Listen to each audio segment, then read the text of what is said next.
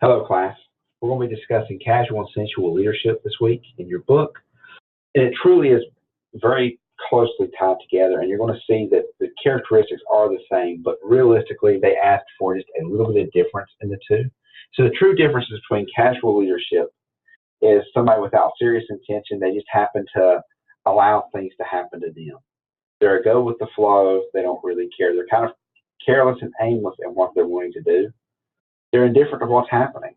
They could care less what's going to happen during their 24-hour shift. They just don't want to get in trouble. They're out for themselves. They're apathetic. These people will not show any drive to be in the fire service anymore. They may have never had the drive.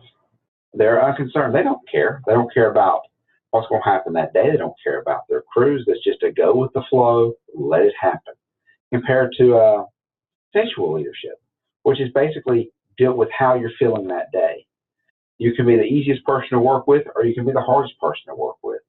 Usually, though, you don't care that much. You don't have any aim or serious intent for your crew, your department. You don't have really a mission about you. I think that's why they draw these two so close together. The biggest thing they're missing is they're missing the planning part. As an effective leader, we have to have planning.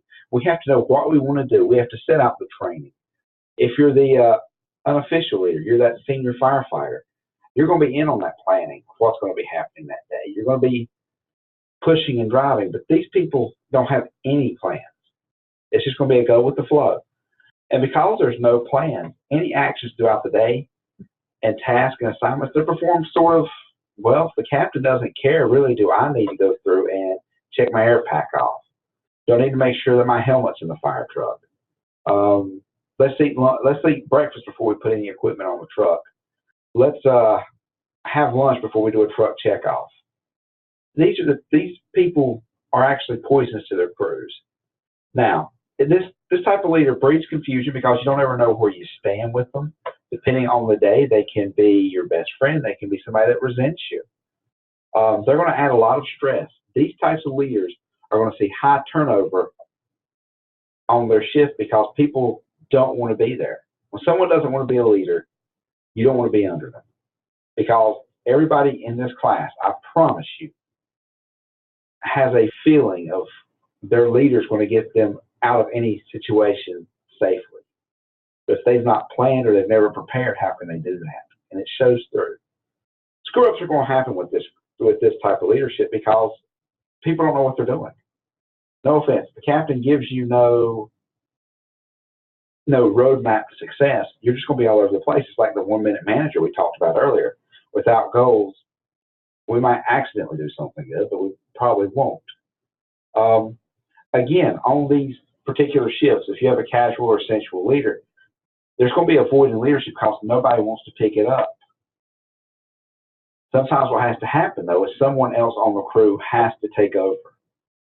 Has to be that informal leader that gets us through the day, the person that you go talk to, the person that keeps your drive going.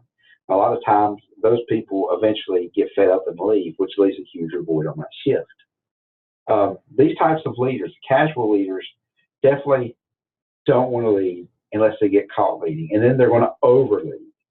They're going to get very active because all of a sudden, if they're the captain of the battalion, she's watching, or if they're the senior guy and they've kind of taken this, I don't care anymore, the captain's watching, it's going to be overreaction when something happens. They're going to try to get something done and say, no, I am the leader. I am doing stuff. I deserve to be here. And it just creates more stress for your people because they give orders that are vague. If you don't know what you're doing or you've never come up with a game plan, when you have to give one on the fly, it's going to be vague because you have no idea what you're talking about. And because it's vague, again, you could say it has very little definition. And it can come out of nowhere. No offense. It can be where, hey, somebody's watching me right now. I'm going to give you all a bunch of orders. And you were having a good day, and you're wondering now why you have to do these things. And at least those unpleasant surprises. You know, when you have somebody that all of a sudden just decides they have to do something, and they don't know what to do, they just start giving you busy work. Well, if I'm being watched, I'm going to make sure my crew's doing stuff. It may have you out there doing stuff that's totally wrong. You may be washing the fire truck just to wash the fire truck. They're going to overreact. Why didn't you understand my order? My order was clear, concise. You know exactly what I expected of you. How dare you? Let me write you up. Let me reprimand you. I've known a casual leader that loved to write up his people. He loved trying to catch them doing something wrong, and he tore them down to the point to where nobody would work on his shift. Nobody had respect for him, and they wanted him to leave. Now, what's the impact of casual and sensual leadership? It's always going to be negative. Don't get confused with the idea of a casual leader being like a casual person. They're not laid back and cool. They're apathetic, and they don't care about being there. They don't want to be there. And that is going to drain every good rookie that goes to their shift. And what happens in smaller departments is every rookie goes to that shift because anytime somebody gets enough seniority to move, they move off of it. So it creates a weaker rookie pool than what we normally have because these people don't care. They don't want to be there.